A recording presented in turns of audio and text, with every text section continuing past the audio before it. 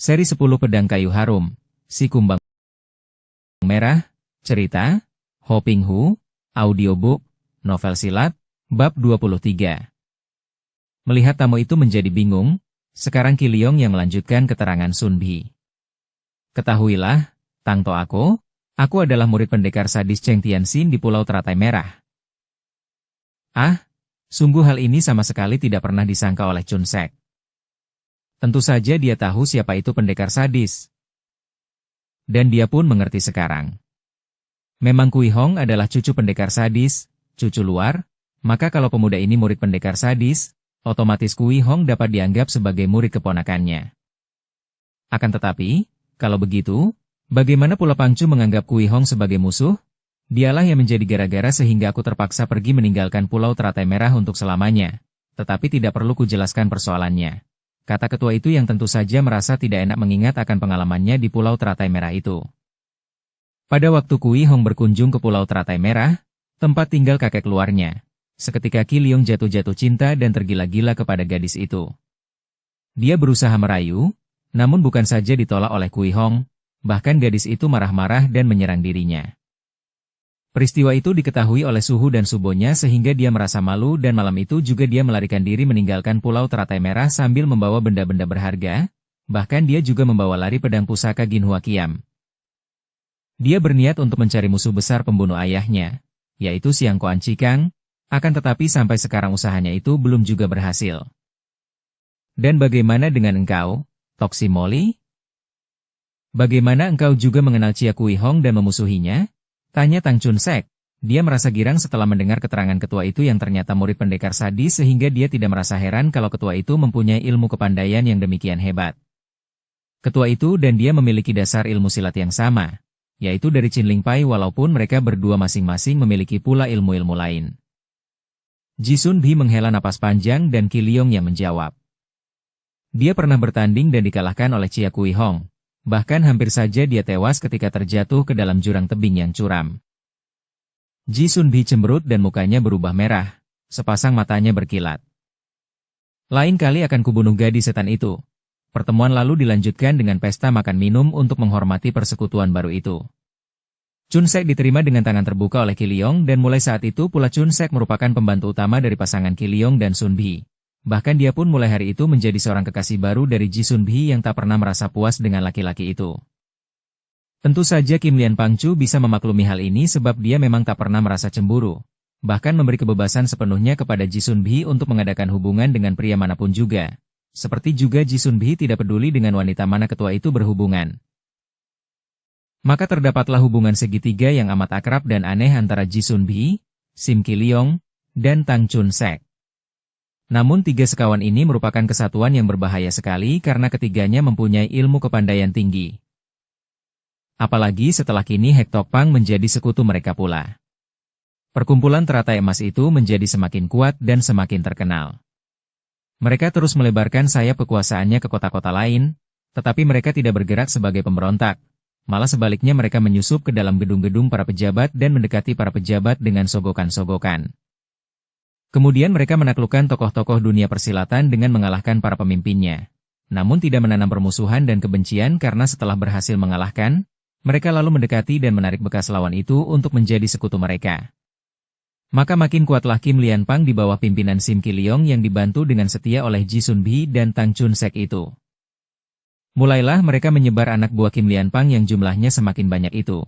Selain untuk melebarkan pengaruh juga untuk mulai melakukan penyelidikan tentang dua orang tokoh persilatan, yaitu Siang Koan Cikang dan si Kumbang Merah Ang Hongchu.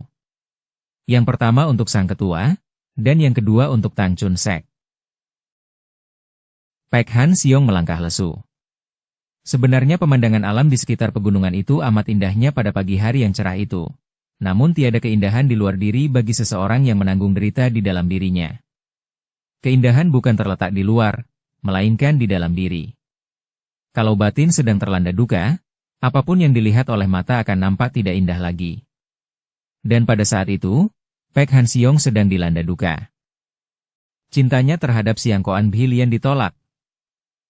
Gadis itu telah menolak cintanya. Dia dapat menghargai kejujuran dan keterus-terangan Bhilian, tapi kenyataan itu sungguh membuat hatinya bagaikan ditusuk. Pedih perih karena kecewa. Apalagi penolakan cinta gadis itu dinyatakan di depan Suhu dan Subonya. Dia tahu betapa mereka amat menyayangnya, maka dia pun ditarik sebagai calon mantu. Akan tetapi apa hendak dikata, Bhilian yang terlibat langsung di dalam urusan perjodohan itu menolak. Dia pun tidak dapat menyalahkan Bhilian. Bagaimana dia bisa menyalahkan seorang gadis karena tidak mencintanya? Han Xiong menjatuhkan diri duduk di atas akar pohon. Tubuhnya terasa penat.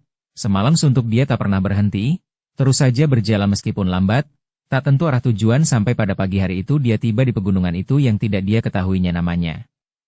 Tubuhnya lemas karena sudah 2 hari dia tidak makan, hanya minum air, itu pun kalau kebetulan dia melewati sebuah sumber air bersih. Membiarkan tubuhnya duduk mengaso tetap saja tidak mampu menghilangkan perasaan dukanya, malah kini pikirannya melayang-layang, mengenang keadaan dirinya dan semua peristiwa yang terjadi. Dan hatinya terasa semakin tertekan. Sejak kecil dia tidak pernah merasakan kebahagiaan, kecuali mungkin saat dia tinggal di kuil Xiao Limsi dan menjadi murid suami istri sakti yang menjadi guru-gurunya, yaitu Siang Kuan Cikang dan Toan Hui Chu. Duka timbul dari pikiran yang penuh dengan perasaan iba diri. Pikiran mengenang masa lalu yang penuh dengan kegagalan, atau membayangkan masa depan yang penuh dengan kesuraman, maka pikiran atau si aku merasa iba terhadap diri sendiri, merasa nelangsa dan sengsara. Maka datanglah rasa duka. Duka menghilangkan kewaspadaan, melenyapkan makna hidup. Hidup bukanlah sekedar membiarkan diri diseret ke dalam lamunan, membiarkan diri dipermainkan pikiran. Hidup adalah kenyataan, apa yang ada, tidak peduli apakah kenyataan itu menyenangkan atau menyusahkan. Yang senang atau yang susah adalah pikiran, si aku yang selalu menghendaki keenakan dan menghindarkan ketidakenakan. Namun kenyataan hidup adalah seperti apa adanya. Dan menerima kenyataan apa adanya inilah seni paling indah, paling agung dan paling murni dari kehidupan. Menerima kenyataan seperti apa adanya, tanpa menilai dan tanpa mengeluh melainkan menyerahkan kepada Tuhan. Tuhan Maha Kuasa, Maha Bijaksana, Maha Kasih. Hanya Tuhan yang akan mampu membimbing kita, lahir maupun batin. Kewajiban kita dalam hidup hanyalah untuk menggunakan segala alat yang ada di tubuh ini sebagaimana mestinya. Panca indera adalah alat-alat untuk bekerja seperti yang telah ditentukan dalam tugas masing-masing, termasuk pikiran yang sesungguhnya merupakan alat untuk berpikir, untuk bekerja, untuk dapat melakukan sesuatu yang bermanfaat, baik bagi diri sendiri maupun bagi orang lain. Pikiran bukanlah alat untuk menyeret kita ke dalam lamunan kosong tentang suka atau duka. Tak mungkin kita bisa membersihkan pikiran yang bergelimang dengan daya-daya rendah, pikiran yang penuh nafsu, pikiran yang penuh dengan keinginan untuk mengejar enak sendiri. Tidak mungkin karena kita yang ingin membersihkan ini adalah pikiran itu sendiri. Keinginan pikiran selalu hanya bersumber pada satu pamrih, yakni mengejar keenakan untuk diri sendiri. Bisa saja pikiran menciptakan bermacam-macam akal seperti sebutan muluk-muluk, bertapa, mengasingkan diri, mengheningkan cipta dan segala macam cara lagi untuk membersihkan batin. Namun semua itu adalah pekerjaan pikiran, pekerjaan si aku, usaha dari nafsu pula sebab pikiran itu sendiri bergelimang nafsu, dikemudikan oleh nafsu. Di balik semua usaha itu terdapat satu pamrih, yaitu sifat dari nafsu, ialah untuk mengejar keenakan bagi diri sendiri. Karena itu tak mungkin kita membersihkan pikiran, tidak mungkin nafsu mampu mengendalikan atau mengalahkan nafsu. Semua ini hanya akal-akalan saja, akalnya si akal pikir. Satu-satunya kenyataan adalah bahwa yang mampu merubah segalanya itu, yang dapat membersihkan jiwa dari cengkeraman nafsu, yang bisa menempatkan semua alat tubuh luar dalam kepada kedudukan dan tugas mereka masing-masing secara utuh dan benar, hanyalah kekuasaan Tuhan. Dan kekuasaan Tuhan akan bekerja kalau si aku, yaitu hati dan akal pikiran kita tidak bekerja. Dan kekuasaan Tuhan akan bekerja apabila kita menyerah kepadanya, menyerah dengan penuh ketawakalan, kepasrahan dan keikhlasan, menyerah dengan kesabaran. Kehendak Tuhan pun terjadilah. Dan inilah satu-satunya kenyataan yang mutlak. Di dalam kepasrahan lahir batin ini kita akan menerima semua kenyataan hidup sebagai kehendak Tuhan, dan karenanya kita akan menghadapinya tanpa keluhan, tanpa celaan. Bukan berarti kita lalu acuh dan mandek. Sama sekali tidak, kita pergunakan semua alat tubuh luar dalam untuk berusaha. Tuhan yang akan memberi bimbingan dan tuntunan. Kalau sudah begini, Apapun yang terjadi takkan menimbulkan penasaran atau keluhan, apalagi duka, selain ingat dan waspada. Ingat kepada Tuhan serta kekuasaannya yang mutlak, menyerah, waspada terhadap setiap gerak langkah kita di dalam hidup, waspada terhadap pikiran kita, ucapan kita, perbuatan kita, seperti kewaspadaan seseorang yang memegang kemudi kendaraan.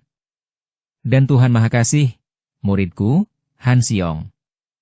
Engkau akan terjun ke dunia ramai dan akan menghadapi segala macam pengalaman hidup. Ingatlah bahwa hidup tidak selalu seperti yang kita kehendaki. Hidup adalah hidup, merupakan kesatuan dari segala macam peristiwa. Jika hidup ini kita umpamakan sebagai rasa, maka hidup itu terdiri dari semua rasa, manis, pedas, masam, gurih, asin, pahit dan sebagainya lagi. Jangan engkau menghendaki agar hidup ini selalu manis. Bagaimana mungkin engkau dapat menikmati rasa manis kalau belum merasakan pahit, getir, asin, pedas dan lain-lainnya itu?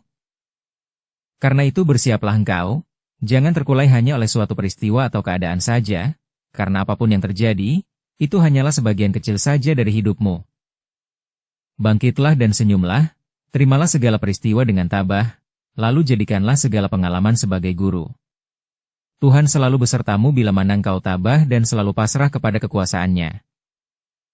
Entah kenapa, ketika dia sedang merasa tertekan itu, merasa betapa dirinya seolah-olah semakin tenggelam ke dalam lautan duka, tiba-tiba saja bayangan gurunya yang terakhir, yaitu Ban Hok Lo Jin, kakek yang bertelanjang dada itu, amat gendut seperti arca Jilaihut, dengan wajah yang selalu tersenyum lebar, salah seorang di antara 8 dewa, seperti tampak di depannya dan ucapan gurunya itu bergema di telinganya.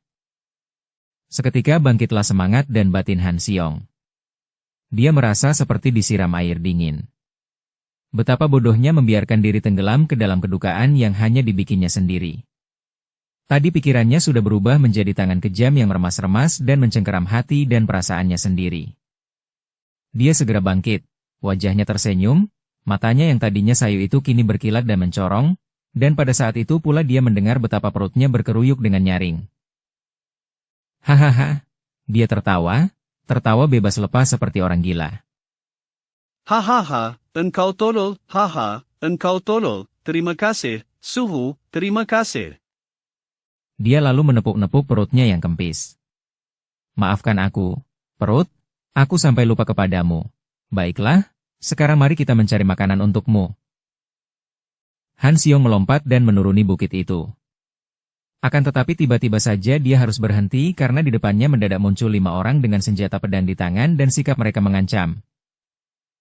Keparat, bersiaplah untuk menerima pembalasan kami, bentak salah seorang di antara mereka. Tentu saja Han Xiong menjadi terbelalak kaget dan merasa heran. Dia memandang penuh perhatian kepada mereka.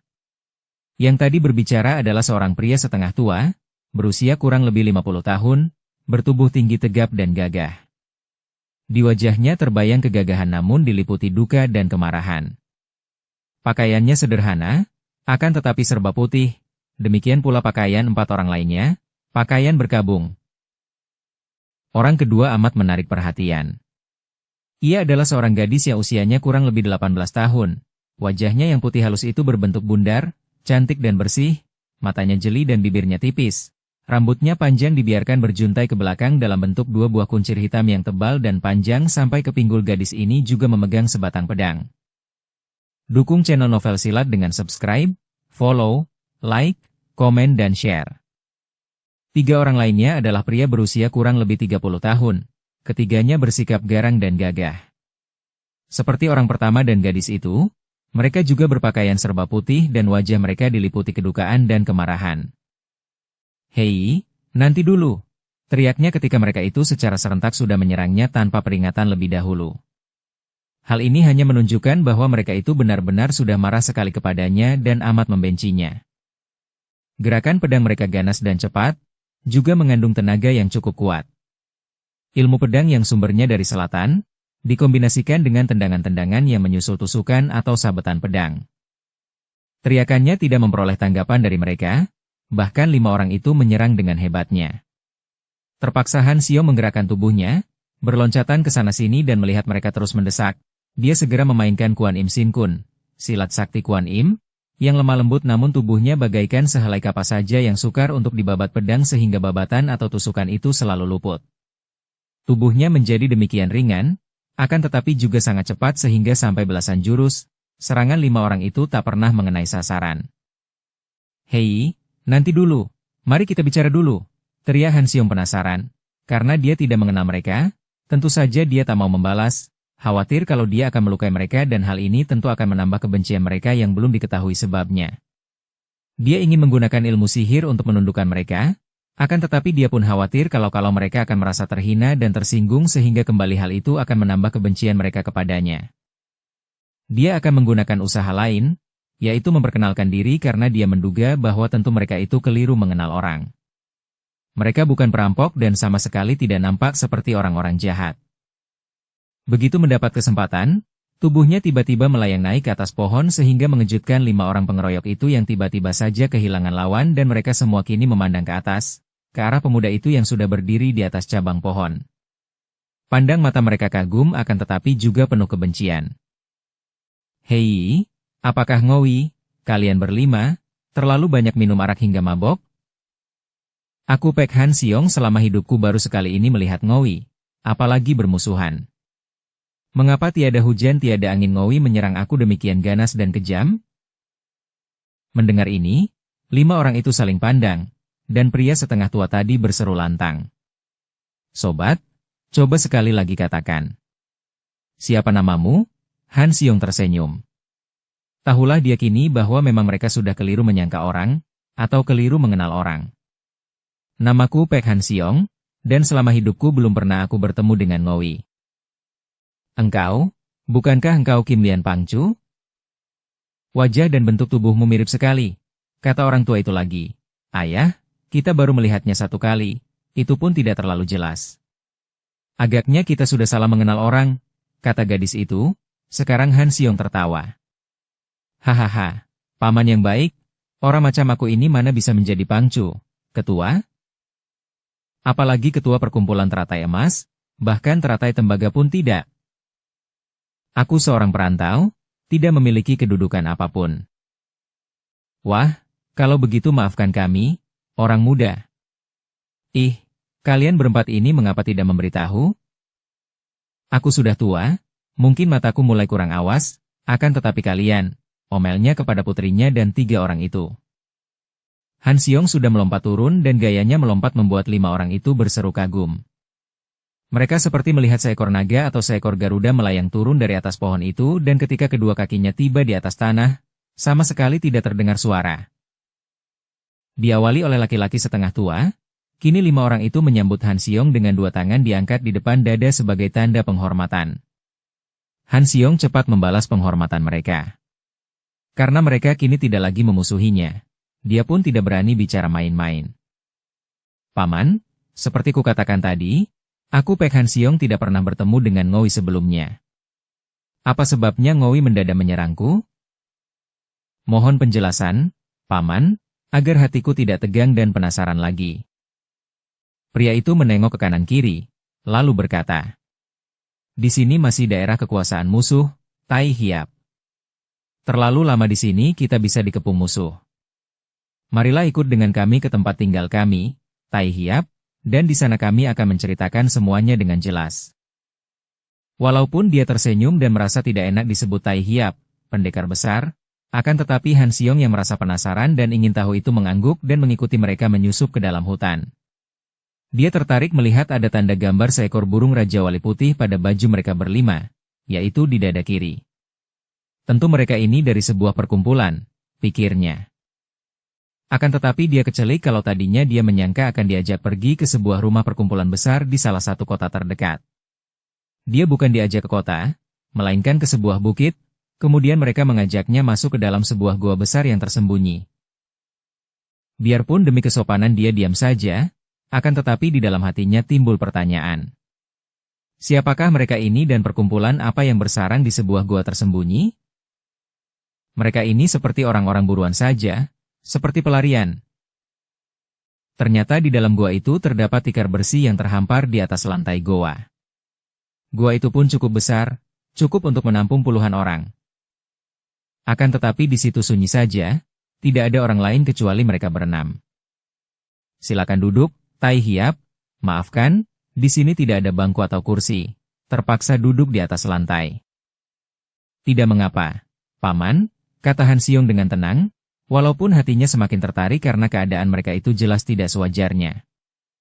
Sesudah mereka duduk bersila di atas tikar, mulailah pria setengah tua itu bercerita. Dia bernama Ou Lokai, ketua dari perkumpulan Pek Tiaopang, perkumpulan Raja Wali Putih. Dia telah menduda dan mempunyai seorang anak perempuan, yaitu Ou Cigoat, gadis berusia 18 tahun yang wajahnya bulat putih dan manis itu. Perkumpulan Raja Wali Putih mempunyai anak buah yang cukup banyak, ada 40 orang lebih dan selain mempelajari ilmu silat, perkumpulan ini juga membuka usaha jasa pengawalan. Nama mereka sudah cukup dikenal sebagai orang-orang yang menentang kejahatan dan mencari nafkah secara halal. Namun pada suatu hari Ou Lokai didatangi oleh seorang utusan dari Kim Lian Pang yang menuntut supaya perkumpulan Pek Tiaopang mau mengakui kekuasaan Kim Lian Pang dan suka bekerja sama, membagi rejeki, yaitu membagi sebagian dari hasil usaha perkumpulan itu kepada Kim Lian Pang sebagai upeti atau pengakuan kekuasaan. Tentu saja Pek Tiaopang Chu Ou Lokai segera menolak dan menganggap permintaan itu keterlaluan. Perkumpulannya sudah berdiri selama belasan tahun. Bagaimana mungkin sekarang harus mengakui kekuasaan sebuah perkumpulan yang baru saja muncul dan didirikan di Bukit Kim Lian San yang agak jauh dari kotanya, yaitu di Hok Lam?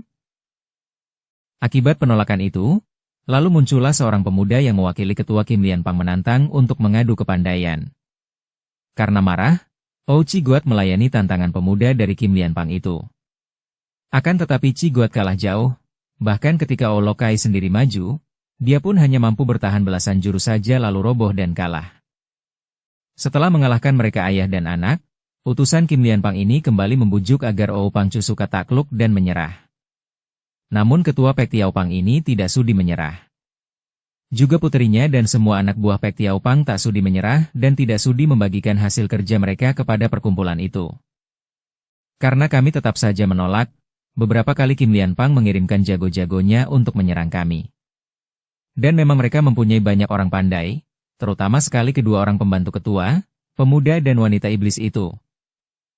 Kami tetap melakukan perlawanan dan kami tidak mau menyerah biarpun mereka mengancam akan membunuh kami semua. Akhirnya, 7 hari yang lalu, benar saja serombongan orang dari Hek Tok Pang, yaitu perkumpulan jahat yang sudah menjadi anak buah mereka, menyerbu asrama kami di tepi kota Hok Lam. Kami mengadakan perlawanan secara mati-matian, akan tetapi mereka mempergunakan racun dan habis binasalah anak buah Pek Tiaopang. Tinggal kami berlima ini yang hidup. Ketua Pek Tiaopang itu tidak menangis, akan tetapi jelas nampak betapa wajahnya penuh kedukaan dan penasaran. Juga Cigoat tidak menangis, akan tetapi dia mengepal tinju. Kami akan melawan terus sampai mati, kata gadis itu penuh semangat. Akan tetapi, mengapa tadi paman sekalian mengeroyok aku? Han Xiong bertanya. Ketika orang-orang Hek Tok Pang itu menyerbu, kami sempat melihat 3 orang pimpinan Kim Lian Pang. Mereka tidak ikut turun tangan, akan tetapi sempat ketuanya menawarkan perdamaian dengan kami. Akan tetapi untuk terakhir kalinya kami tetap menolak dan dia pun lalu mengerahkan orang-orang Hek Tok Pang itu.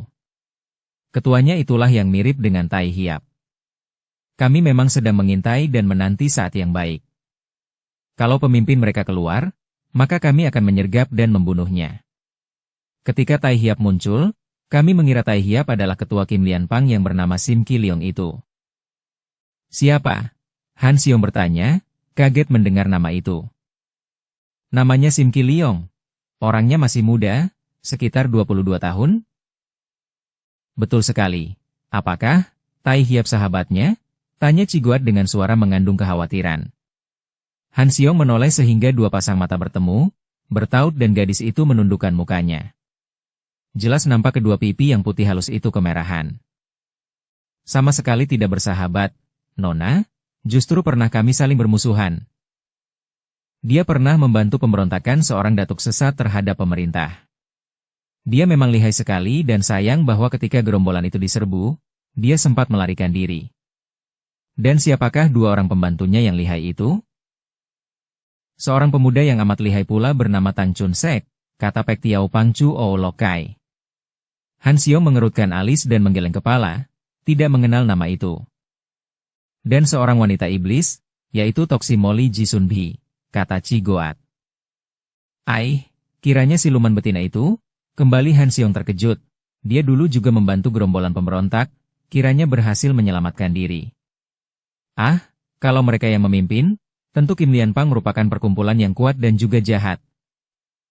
Mendengar bahwa pemuda perkasa ini pernah bermusuhan melawan 2 orang di antara para pimpinan Kim Lianpang, hati kelima orang sisa anggota Pek Tiaopang yang sudah terbasmi hampir habis itu menjadi girang dan timbul kembali harapan mereka untuk dapat membalas dendam.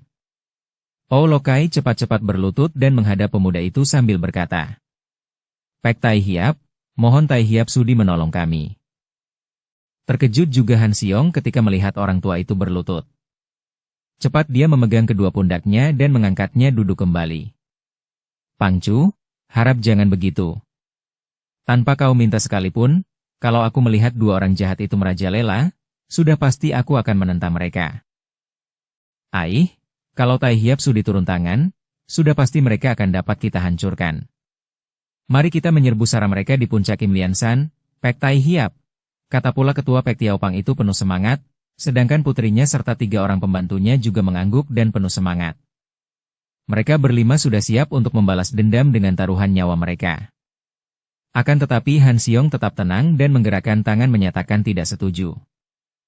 "Pangcu, sungguh tidak bijaksana bila kita menuruti hati yang mendendam saja. Dendam dan kebencian akan menghilangkan kewaspadaan, dan akhirnya bahkan menyeret kita ke dalam kehancuran. Seperti yang kau ceritakan tadi, Kim Lianpang kuat sekali, di samping dipimpin oleh 3 orang yang lihai, juga dibantu Hek Tokpang dan memiliki banyak anak buah. Kita yang hanya 6 orang ini mana mungkin mampu menandingi begitu banyak lawan?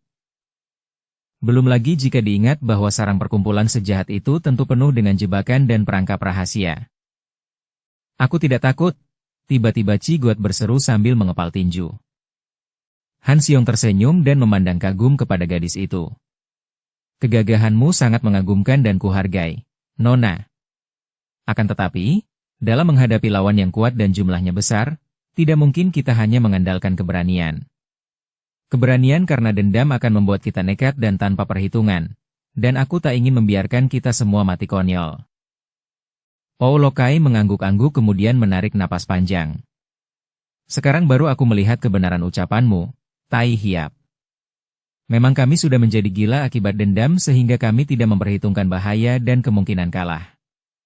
Karena engkau berada di pihak kami, maka kami menyerahkan kepadamu semua cara untuk menghadapi musuh." Han Xiong mengangguk dan menerima penyerahan pimpinan ini tanpa sungkan-sungkan lagi karena dia tahu bahwa orang-orang yang sedang diamuk dendam kebencian bukan merupakan pimpinan yang baik. Bila kita hendak menentang gerombolan jahat yang lihai itu, maka setidaknya kita harus mempunyai pembantu yang cukup berani dan gagah, yang jumlahnya seimbang dengan jumlah mereka. Hal itu amat mudah, Tai Hiap. Banyak perkumpulan yang merasa sakit hati terhadap Kim Lianpang. Namun mereka itu tidak berani bergerak karena merasa tidak kuat menghadapi kekuatan Kim Lianpang. Aku akan menghubungi mereka, sebab di antara mereka banyak terdapat sahabat baikku, dan akan kubujuk mereka supaya suka bekerja sama. Beberapa perkumpulan persilatan tentu bersedia membantu. Menurut perkiraanku, jumlah anak buah Kim Lianpang tidak melebihi 150 orang dan kita akan dapat mengumpulkan lebih banyak lagi." Han Xiong mengerutkan alisnya. "Banyak juga anak buah yang sudah dikumpulkan Sim Ki Leong," pikirnya. "Apakah tidak mungkin kalau kita minta bantuan dari pasukan keamanan pemerintah?" Itu sama saja dengan bunuh diri," kata Lokai dengan muka muram. "Kalau kita melapor, kita malah akan ditangkap lebih dulu. Ketahuilah, Tai Hiap, gerombolan Kim Lianpang itu cerdik dan licik bukan main. Mereka mendekati para pimpinan pemerintahan daerah dengan jalan menyuap dan menyogok, mengambil hati mereka, bahkan Kim Lianpang menunjukkan jasa dengan membasmi gerombolan penjahat. Kim Lianpang sendiri tidak pernah melakukan kejahatan. Mereka hanya menundukkan semua perkumpulan dan memaksa para pimpinan perkumpulan itu untuk takluk dan membagi hasil rejeki. Mereka memungut pajak dari manapun yang menghasilkan banyak uang, dengan dalih menjaga keamanan mereka. Toko besar, perusahaan dan bahkan rumah-rumah penginapan. Tidak, kita tidak mungkin dapat mengharapkan bantuan dari pasukan keamanan yang tentu akan berpihak kepada mereka." Han Xiong mengerutkan alisnya. Kiranya Sim Ki Leong cerdik sekali, tak mau mengulang kesalahan mendiang Lam Hai Giamlo yang memberontak terhadap pemerintah. Kini dia bahkan mendekati pemerintah atau mendekati pejabat korup yang suka disogoknya agar mereka berpihak kepadanya.